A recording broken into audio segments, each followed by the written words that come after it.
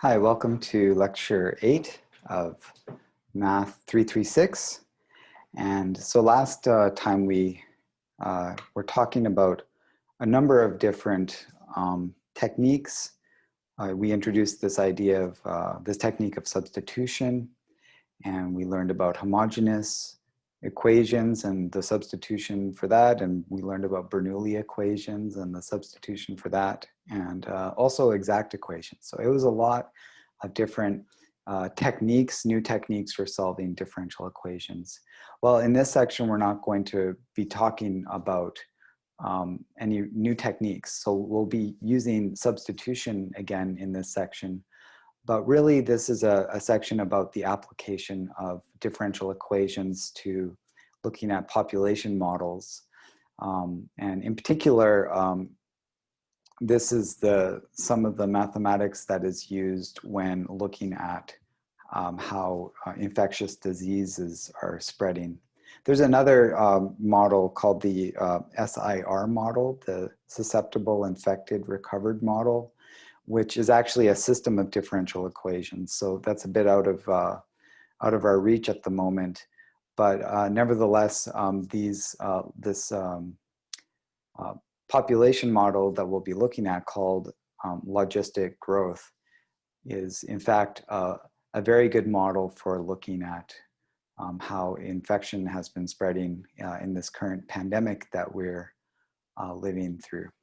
So I won't maybe look at any specific pandemic data, but we will be looking at how we can model population growth. So let's start with a few definitions. So please bear with me. The first part here is really just a discussion of how the model works and a bit of a discussion about a comparison between this and like exponential growth. So a lot of this is just background, and then at the end of near the end of the lecture, I'll go into a couple of examples and show you how to solve it using substitution. Okay, so to begin, we're going to be using this notation throughout today's lecture. We're going to be using P of t to represent the population, the size of the population at time t. Now, you have to keep in mind that normally population is something that is integral, like it's just whole numbers. You can't really have a fractional population, but nevertheless, this P of t is going to be represented mathematically as a continuous function. So it actually can take on fractional values. So that's important in order to be able to talk about its derivative and so on. If it was just an integral valued function, you couldn't really talk about its derivatives or the slope. You know, imagine this function that just takes on integral values. It's just kind of like stepping like this, right? There's no real way to talk about like a tangent line to something that's like a staircase, you know. So we're going to be thinking of P of t as a continuous function, and then that means we can talk about its rate of change and its derivatives. Another thing we'll be looking at is beta of t, which is going to represent the number of births per unit of population per unit of time. And I'll give you an example of this just below here to get a feel for, you know, what the numbers mean and what the units mean. And then similarly, delta t is going to be the number of deaths per unit of population per unit of time. Okay, so that's P of t, beta of t, and delta of t. Okay, so just like with the mixing problem, we looked at a way to determine a differential equation using this delta t trick, where you think about how these quantities are changing over a small interval of time. So we're looking at like an interval from time t to time t plus delta t, where delta t is very small. And this just helps us figure out, you know, answer the question, how are things changing over this small interval of time? And then we can use that, the equations we get from that, to determine the differential equation. It's just a very useful trick in many different areas when the differential equation is unknown and you need to figure it out. So I'll show you this trick. Again, we'll go through it like we did with the mixing. So we want to answer the question, in this time interval from t to t plus delta t, how many births and deaths occurred during this time interval? Okay, so for example, imagine that beta was, well, we'll just take it as a constant for now. We'll think about a function of beta being a function of time later. But for now, let's think of beta as being 5 births per 1,000 people per month. So what does that mean? So if each month from depending on how many thousand people there are, we're going to have 5 births. So in this example, I have the population is currently 10,000 people. So the unit here is 1,000 people. So this 10 represents 10,000 people. So if we have 10,000 people and we know for every 1,000 people we get 5 births per month, then how many births per month do we get? Well, for each one of these, we're going to get 5 births. So we're going to multiply these together. So 5 times 10 is 50. So that'll give us 50 births per month, right? So every month we're expecting, at this current size of population, we're expecting 50 new babies are born every month. You know, this is probably like on average or something, but you know, that's the idea. So now imagine that we're just looking at a small interval. So not 1 month, but even smaller than a month. We're just looking at like a fifth of a month. So whatever, so normally there's like 30 days in a month. So a fifth of the month would be like 6 days. So, you know, it's approximately a week. So if we're just looking at a fifth of a month, well, how many babies will be born in a fifth of a month if we know that 50 will be born each month? Well, again, we just have to multiply these together. So we'll multiply these 50 births per month times a fifth of a month, and that will give us a total of 10 births. So in this about 1 week's worth of time, we're expecting to get 10 births. But what this does, this example, it gives us precisely the equation that we need in order to calculate the number of births and deaths in this time interval.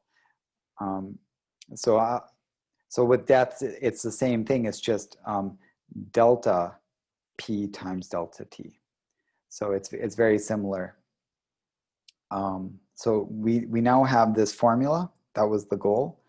And now we can write down our conclusion. It seems that the births will be approximately, so this is the rate at which the births are happening at the beginning of the time interval. And this is the size of the population at the beginning of the time interval. Now, these things are changing, but we can still approximate the number of births just based on what's the rate at the beginning of the interval and what's the population size at the beginning of the interval.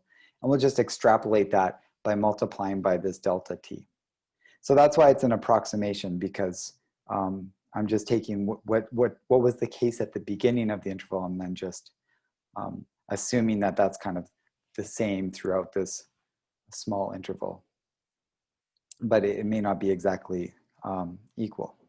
And the same for deaths. So deaths will be approximately equal to delta t times p of t times, I guess that's also a delta t. So It's two different delta. Actually, this is actually a capital delta, even though I've drawn it quite small. And this is a lowercase delta. Anyway, yeah, they're both delta. They're both delta t. So I'll call this delta of t, and this will just be delta t. It's completely confusing. Anyway, okay, so now we just have to ask ourselves, we know approximately how many births and how many deaths are happening over this small time interval. And we want to know what is the change in the population over this small time interval. So what is the definition? Well, you take the population size at the end of the time interval, and you subtract the population size at the beginning of the time interval, and that will give us our change in the population. Okay, next. So what does this mean? Let's see. Well, we know that by the end of the time interval, we're going to start with the population at the beginning of the time interval, and then there's going to be a certain number of births that we're going to add to the population, and unfortunately some deaths that will reduce the population size. But notice that if I subtract this over to this side, I'm going to get exactly this expression here, and that is equal to delta p. So that's why I just move this over there, and I get delta p. So delta p is, not surprisingly, the number of births in this time interval minus the number of deaths in this time interval. And we have formulas for that. So we know it's going to be approximately this formula we had for the number of births minus this formula we have for the number of deaths. And if we divide both sides of this equation here, notice that there's this delta t occurring here and here. I can divide both sides of this equation by delta t. And what do we get? We get this equation right here. So now we have this rate of change, sort of like an average rate of change over this time interval. And we know that that's going to be approximately like the rate at the beginning for births minus the rate at the beginning for deaths times the population size. So this is the formula now that we needed. And then through the magic of limits in calculus, we just let delta t go to 0. And we get that this becomes the actual like instantaneous rate of change. And this approximation will become an equality because this approximation is due to the fact that we have a time interval that's not 0. But as delta goes to 0, this approximation becomes more and more accurate to the point where it becomes precisely equal. So again, this is just the magic of limits in calculus, which you probably remember quite well from calculus, your calculus classes. Okay, so let's look at a couple different cases of this formula. So this was kind of the thing we were after. You don't need to be able to reproduce all this. I really think it's important to see where this formula is coming from. So that's the idea. And hopefully this delta t technique is something that you may actually have to use at some point in your careers, because the differential equation is not always just handed to you. So sometimes you have to figure out what it is, and just remember to use this technique and it should get you what you need. Okay, so a couple different possible situations here. We could have that these birth rates and death rates are constant. So I'm thinking that beta of t is just equal to like beta naught, and delta t is equal to delta naught. So like they're just always the same number of births per unit population per unit time, just always. It never changes. And the same for delta t. Well, what happens if we assume a constant birth and death rates? Well, that means that this term up here is just a constant number, which we can call k. And we haven't actually gone through this in class, but this is actually a separable equation, and it's quite easy to solve this equation and get this exponential growth. So P naught is whatever the initial population was at the beginning of the time interval, and you see that it's growing exponentially. Now, this is not a good way to model most populations. So most populations don't continue to grow exponentially. That is, this, it's like, yeah, it's just not a good way to look at population growth. Except maybe over like a very small time scale. It may be growing exponentially at a small time scale, but at some point there's going to be certain like environmental resources that will run out. Imagine there's like a bunch of foxes and or there's some foxes and there's just like an unlimited number of rabbits. And so the population of the foxes are going to grow exponentially, but at some point they're not going to be as many rabbits, and that's when the rate at which foxes are being born is going to decrease, right? So this exponential growth may be true initially, but a better model for population growth is the following.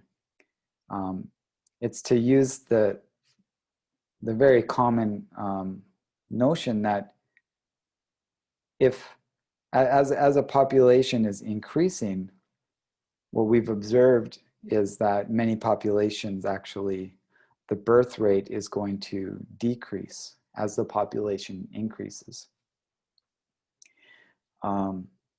So, and that makes sense in the case of the foxes, because once there's so many foxes and not enough rabbits, then they're not going to be able to reproduce as much. And so as the number of foxes is increasing, that is going to cause this birth rate to decrease. And this is kind of the rate of decrease. It's this beta 1 is kind of like the slope of this line. So negative beta 1. So this function is decreasing as the population is increasing. And we can assume that the death rate is constant. So that seems to make sense. So it's always going to be, about the same number of deaths per unit of population per unit of time. That doesn't seem to be affected by the the population size, whereas the birth rate does seem to be affected by population size, and we expect it should decrease as the population increases. So assuming these two things, we can substitute this formula here into the differential equation. So I put it right there. So that was beta of t. So now it's going to be beta naught minus beta 1 times p. And then we're assuming that the death rate is always the same, so delta naught. And if you if you bring this p over here and then factor out this beta 1 here, then you're going to be left with a beta naught minus delta naught divided by beta 1. So that gives you that term. And also because we're factoring this beta 1 out, this minus p is now by itself. So it's just kind of rearranging things in this formula, but it puts it in this nice standard form for us where we have some number times p and then some number minus p. So usually we call this term here, we call it k. And it's, I guess now it's kind of like the rate at which the birth rate is decreasing as the population is increasing. So that's what this k is. And then this formula, actually, we're calling this M, and this M is actually very important. It's known as what's called the limiting population, or the carrying capacity of the environment. It's kind of like an upper limit on what the population size can be, right? So it doesn't grow exponentially, but it just kind of reaches this population M, and then everything kind of stabilizes at that point. Or, I mean, so a couple different things. We'll see this when we look at GeoGebra. A couple different things could happen. So if P is larger than M, then the population will decrease down to this M value. But if P is smaller than M, then it will increase up to this population size of M. So this M is kind of important, and actually now we have a formula for it. It's the kind of like whatever the constant birth rate minus the constant death rate, and then divided by this, like how fast the birth rate is decreasing as the population is increasing. So kind of an interesting thing to think about, that this somehow is a way to compute, you know, what is the limit of population growth. It's exactly that. So this differential equation is known as, well, it's actually known as the logistic equation, and it gives us the logistic growth function, which is actually this function right here. So this is the solution of this differential equation. And I wanted to tell you right away, it's quite complicated, and you definitely do not need to memorize this function. I'm sure if I tried to memorize it, I would forget something here, like probably this minus sign or some, I would definitely, anyway. So definitely don't try to memorize it. You don't need to memorize it. I'll show you a very easy technique today where you can use to solve this logistic growth equation. And the technique is going to be substitution, which we learned about last section. Okay, so this is nice, and let's just quickly discuss this idea of, you know, what happens as t goes to infinity. Now we see that this population size is not going to go to plus infinity like with exponential growth, but it'll actually sort of stabilize at this m value, because when you take the limit as t goes to infinity, this exponential term here will go to 0. So I put a 0 there. And then once you know, that means that this guy is gone. And then we get m times p naught divided by p naught. And then those p naughts will cancel, and you're just left with m. So that is called the limiting population, or the carrying capacity.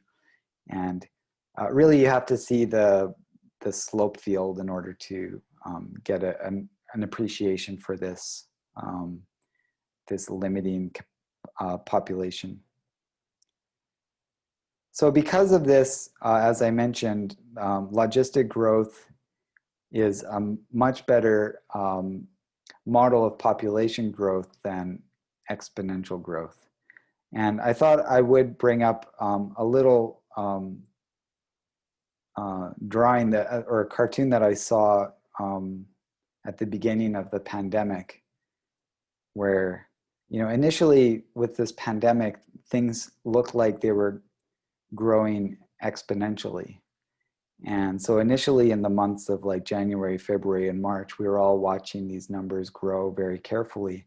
And we just saw like they were just growing, and each week it seemed to be growing even faster than the week before, and so on. But eventually, you know, we saw things kind of level off. You know, the actual growth turned out to be more of this S-shaped curve. And what is this S-shaped curve? It's actually the logistic growth. So really, the behavior of this pandemic is, it's behaving like logistic growth. It's just initially logistic growth looks a lot like exponential growth. And actually, now that I think of it, there's a really good three blue, one brown video on this comparison between exponential growth and logistic growth. So I will definitely put a link to that on Blackboard that you can check out. Okay. So finally, we're at what do we do? So what do we do? So we can solve this logistic equation very easily, and the trick is substitution. And the substitution is very easy. Actually, it's the substitution that we were using when we're talking about solving homogeneous differential equations. So this is it. So we just do, we introduce a new variable v, and we let it equal 1 over p. And that's how we solve the logistic equation. So let's give that a try here with this example.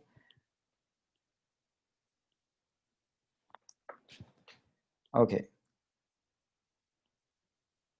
All right, so now pay attention to this part. So we're actually going to do an example here. And as I mentioned, we should be doing the substitution v equals 1 over p. Well, in this case, x is the variable, so it's going to be v equals 1 over x. And so therefore, x is equal to 1 over v.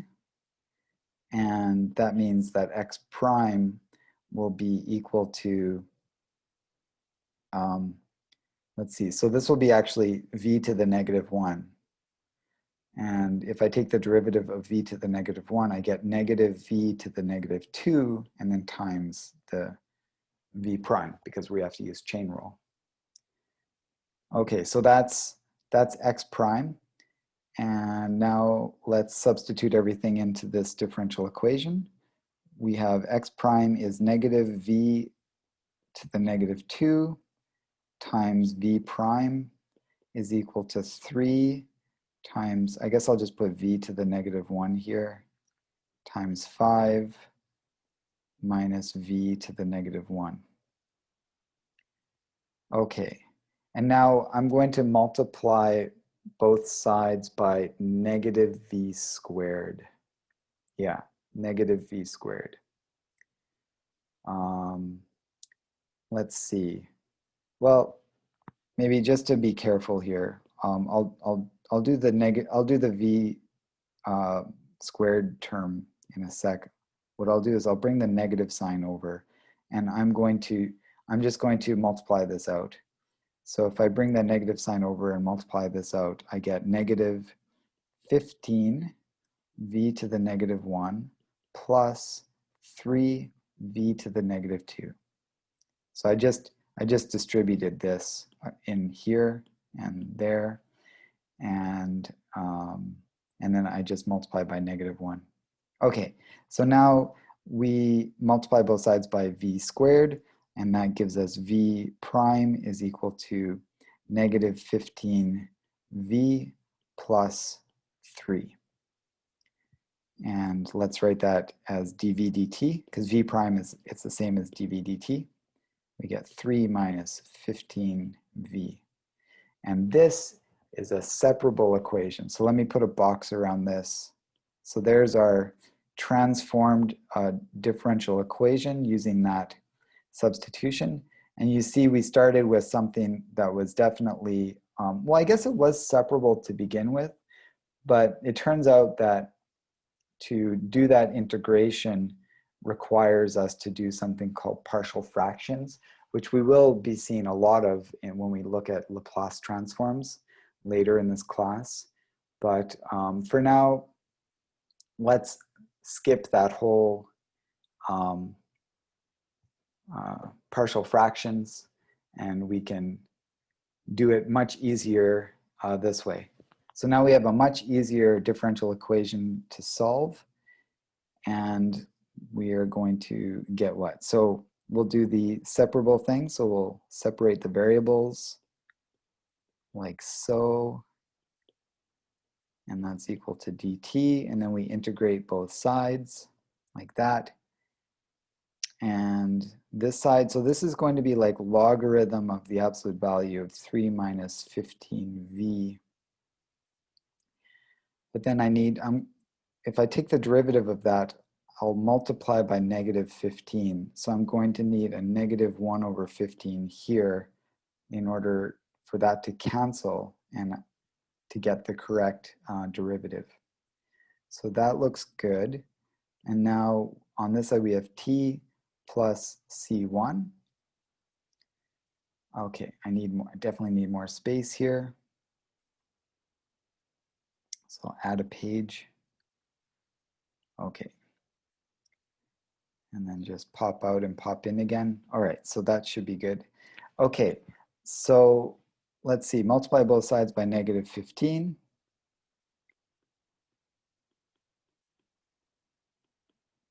So negative 15 t minus 15 c1. And then take the exponential of both sides.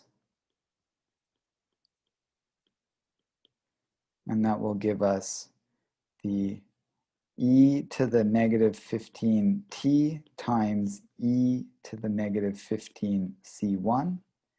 Then I get rid of the absolute values, and that will give me a plus or minus e to the negative 15c1 times e to the negative 15 times t.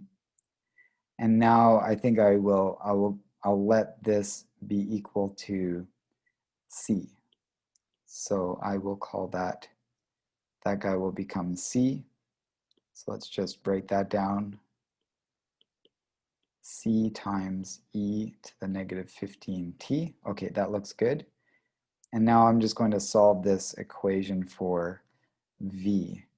So that will give me, let me see. The way I'm going to think of this is I'm going to move the 15v over here and then move this guy over here like that. So why don't I just leave it in the same order so it's not so confusing. Okay, that's 15v.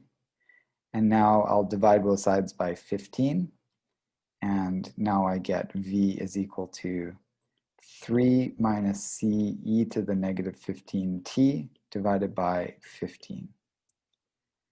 And of course, so that is our solution for this red differential equation. So let me maybe put a red box around that as well. But of course, we need the solution in terms of t. Well, the relationship between v and, we need the solution in terms of x. The relationship between x and v is v is equal to 1 over x. So I'll put 1 over x in here. And then to solve this for x, I just need to invert both sides.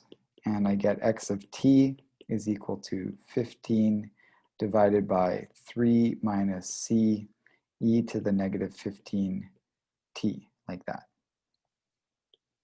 Okay. So there we are. There's our solution. And I think there was an initial condition. Let's see. X of 0 equals 8. Okay, x of 0 equals 8. X of 0 equals 8. That means that, let's see. So we're going to have 15 over 3 minus c, and then e to the negative 15 times 0. So this whole thing will be e to the 0, which is 1. So I'll just put a times 1. And then that equals 8. And now I need to solve this for c. Let's see. So I will get 15 is equal to 24 minus 8c. So that means that c is equal to 24 minus 15, which is 9 over 8. Okay, just add a page. Okay, good. And now let's plug that in. So 9 over 8 is what c is. So therefore, x of t is equal to 15 over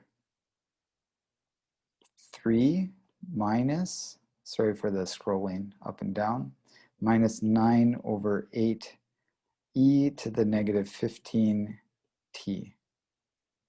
And I suppose it would be good to multiply top and bottom by 8. Let's see, 8 times 15 is going to be, let's see, that's 60 times 2, 120. And then that's 24 minus 9e to the negative 15t. Okay. All right, well, why don't we actually check this? It would be interesting to check this answer that we got with the actual original formula. So what was that formula? It was right here. Okay, so let's just grab this, copy, and I'm just going to go back down. Okay, and then I'm going to paste that, but I'm going to make it like really small. Small. All right, just put that right there so we can look at it. Okay, so in this question, what was m? Let's see. So I just have to go, oh yeah, here it is. So this is m here, so m is 5, and this is k. So k is 3, m is 5. And then p naught is going to be this 8. Okay, so k m p naught is 3, 5, 8. Okay, so 3, 5, 8. So k is 3, m is 5, and p naught is 8. So let's just check this formula, and we are going to have, let's see, so up there this is supposed to be 5 times 8. 5 times 8, that's 40. Oh, I see. There's a factor of 3. Okay, so okay, before I do this, there's a factor of 3. So this is not quite fully simplified here yet. X of t, I can divide top and bottom by 3.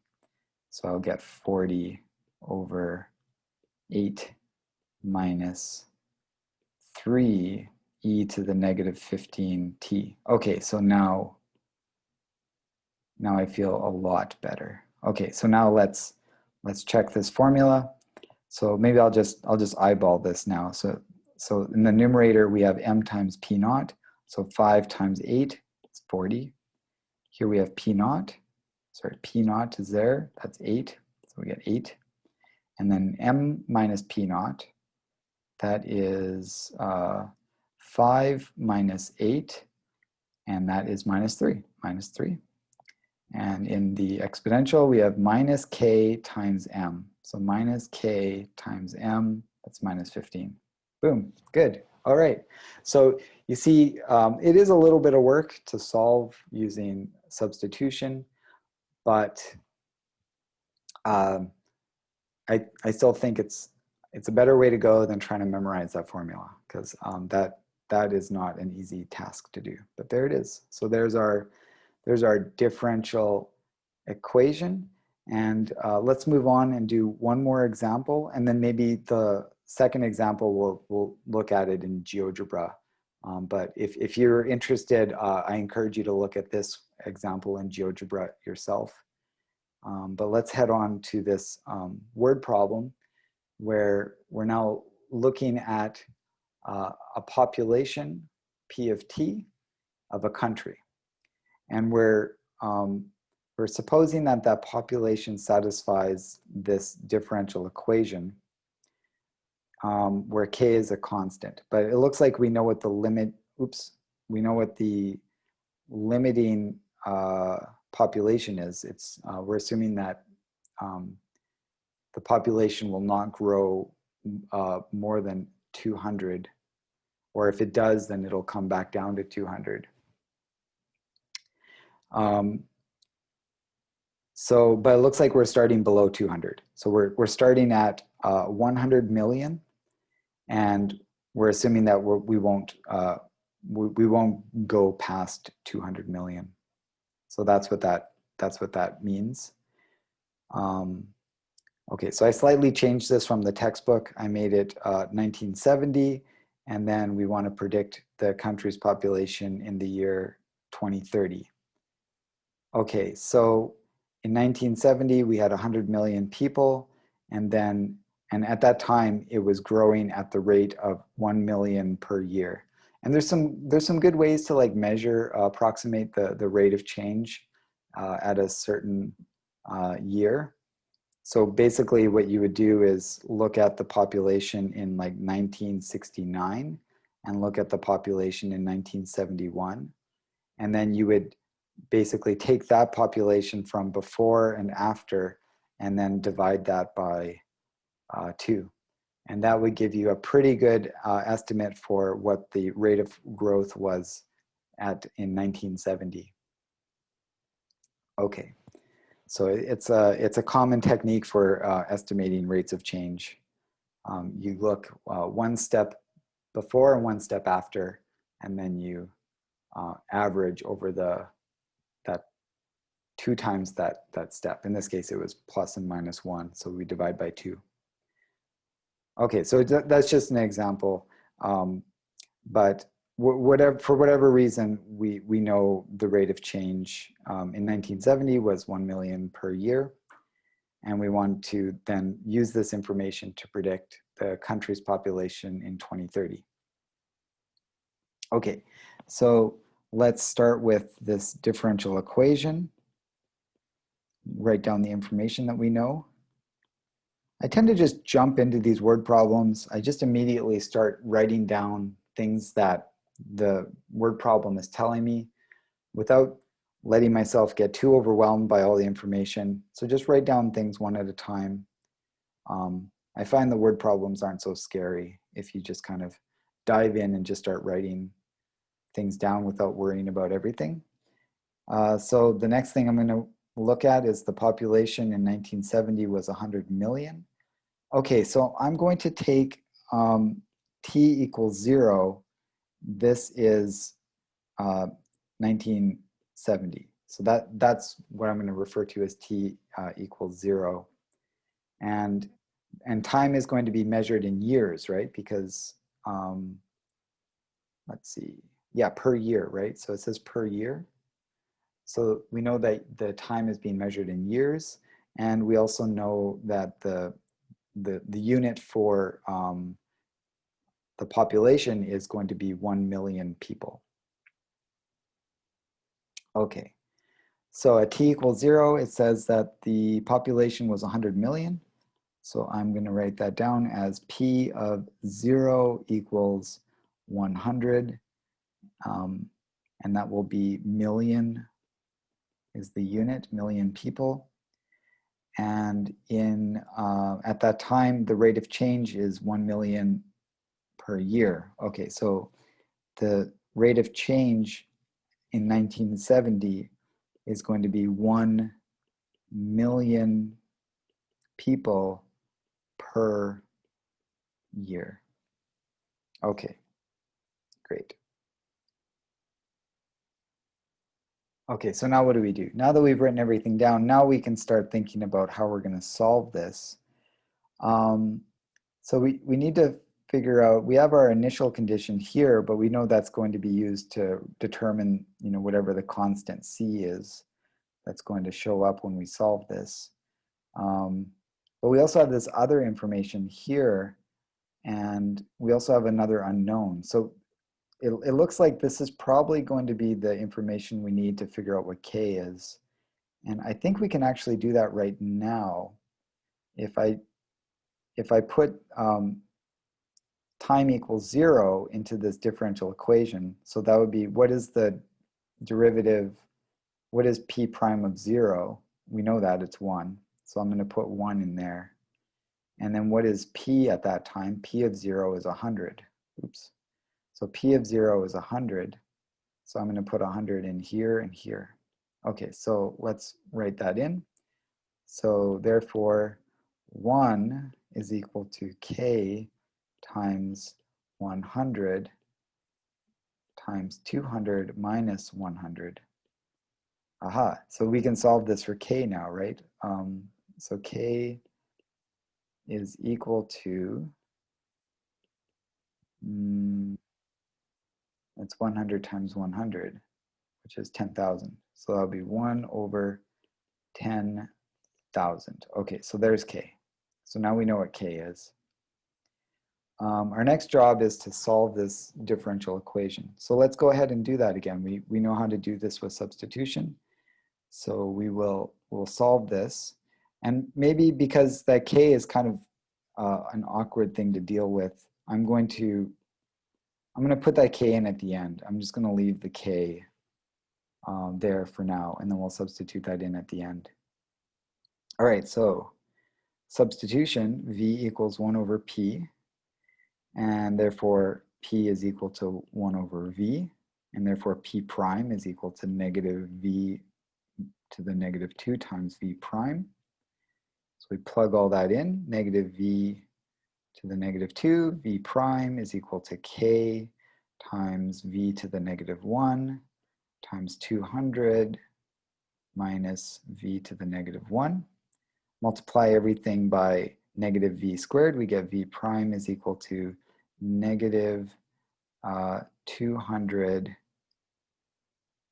k times v, and then plus k times 1. Okay, there it is. Okay. All right, good. Okay, so then dv dt is equal to, let's put it like this. I'll factor that k out. It's going to be 1 minus 200 v. Okay, so now I will separate the variables. Let's see, separate the variables. So 1 minus 200 v, integrate, and integrate k dt. This is log absolute value 1 minus 200 v is equal to kt plus c1. And oh, I almost forgot. I need that. Yes, that'll work. Okay, so multiply both sides by negative 200.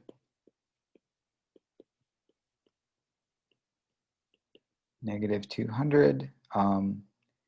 And why don't I just take the exponential as well?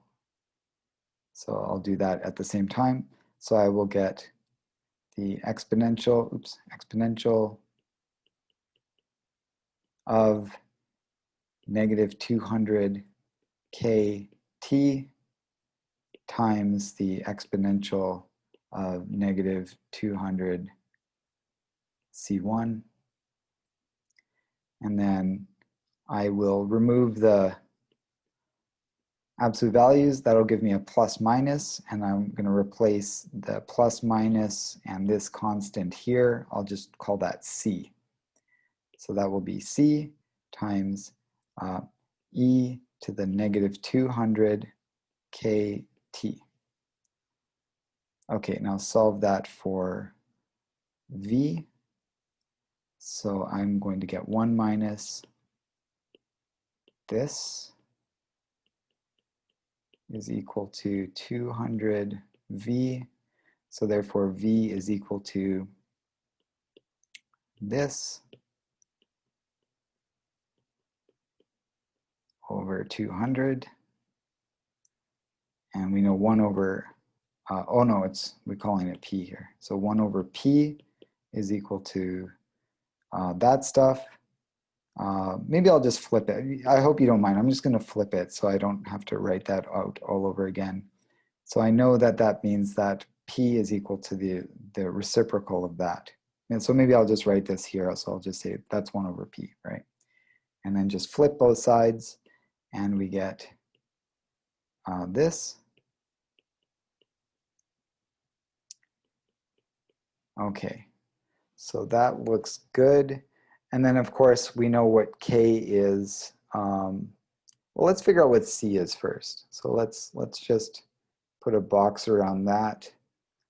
That looks good. We'll do the we'll figure out what C is by using this initial condition. So what do we get? So when I plug 0 in, this exponential will become 1. So I'll get 200 over 1 minus C is equal to 100. Let's see, 200 is equal to 100 minus 100C. And that's going to be 100C is equal to negative 100. So C is equal to negative 1. Okay, I think that's it. Yes, that works. Okay, so now I think we can put everything into this. So therefore, the population is equal to, let's see, so 200 over 1 minus, 1 plus, so 1 plus the exponential, I'm going to write it this way, exponential of negative 200 times k, and k was like 1 over 10,000, right? 1 over 10,000. Okay, so what is that? I'm going to get this like negative 200k times t, so that'll be negative 200 over that, so that'll be like negative 2, cancel a couple zeros, negative 2 over 100, which is negative 1 over 50. Okay, negative 1 over 50. All right. Negative 1 over 50, so that'll be negative t over 50. All right, good.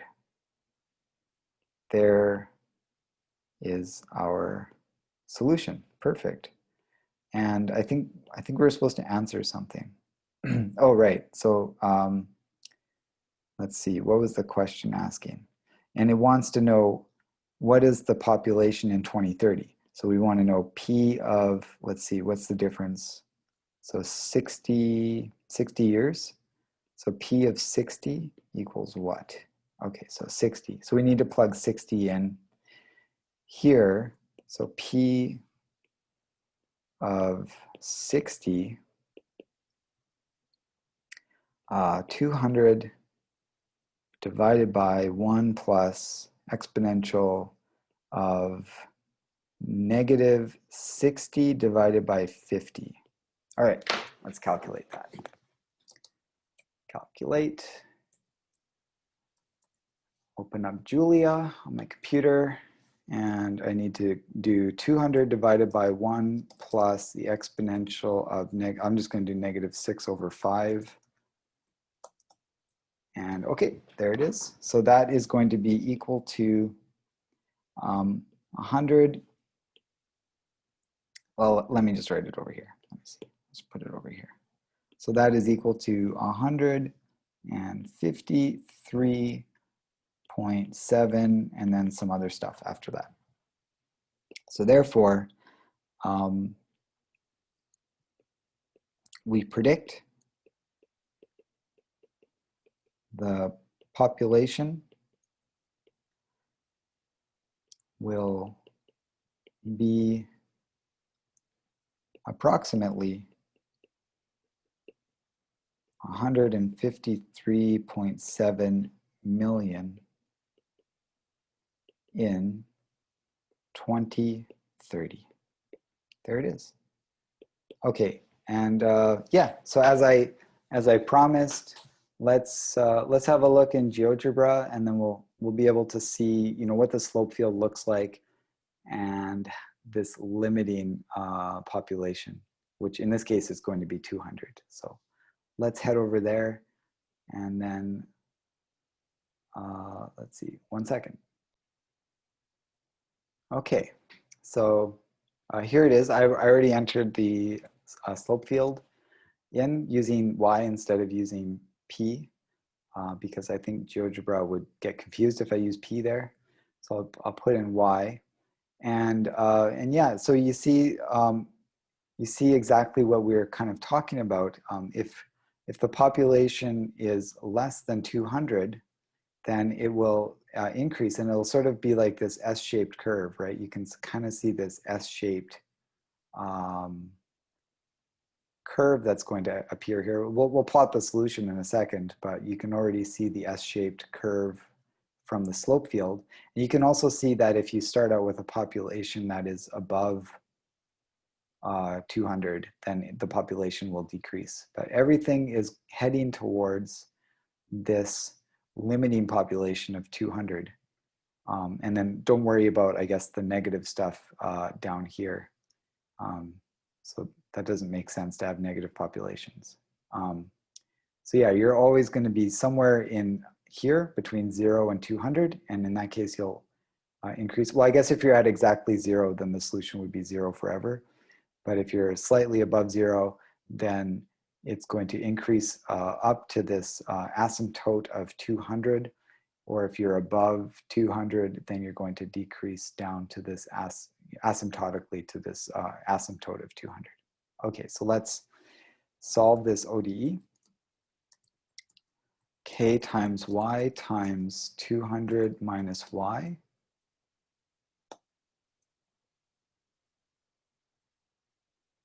Okay, there it is.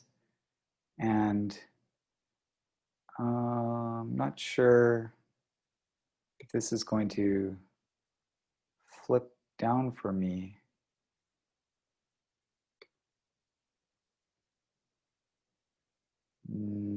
Yeah, I think I'm maybe skip that part. Let's just put in the initial point that we had. So it was going to be at time equals 0, the population was 100. Okay, there you go. Okay, so let's skip the animation, but there you go. Oh, I shouldn't have moved that.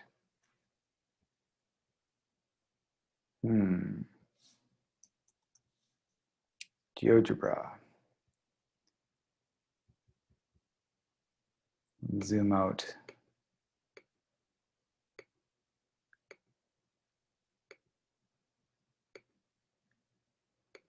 Okay, so maybe I'll just zoom out and then I won't mess with it because it seems to be a bit finicky. But yeah, there it is. So it started at 100, and then that actually looks like it's like the inflection point of this S-shaped curve. So at this point, like, I mean, this is like back in time, but in years before 1970. So there's that sort of like exponential growth. But then at some point you hit this inflection point. And what's good to know about the inflection point is it's always going to be like halfway between 0 and whatever this limiting population is. So people were watching very closely at the pandemic numbers to see if they could detect when this inflection point was occurring. And then that gave us some idea of how much more this curve is going to grow. Anyway, I'll send this, I'll post this link to the video from 3 Blue 1 Brown, where he talks more about this and compares it to the exponential growth. Okay, so that is it. Thanks for watching.